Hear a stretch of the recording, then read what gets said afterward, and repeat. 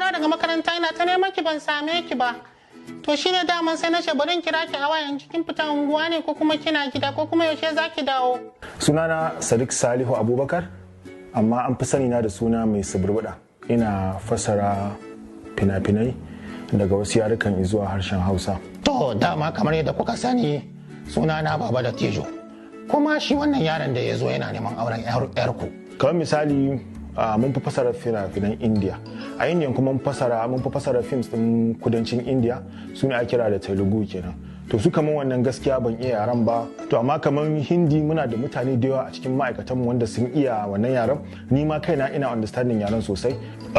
Ni dai babban mutum ne kuma a koda yaushe nakan yi kokarin na dora yara na akan dan bana bin gaskiya da yin abubuwa a bisa tsari na yadda ya kamata. Ni ma kaina da ban san ina iya canza muryoyi din ba.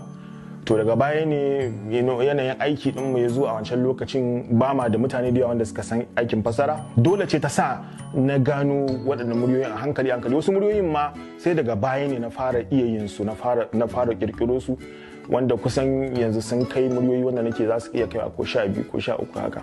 To kaman jiya na shiga unguwar su Fatima to ban same ta ba, shine sai na aka je aka yi magana da babarta. Yanzu haka da zancen da ake ma an riga an gama magana komai, gobe ma zan kai kuɗi insha Allah.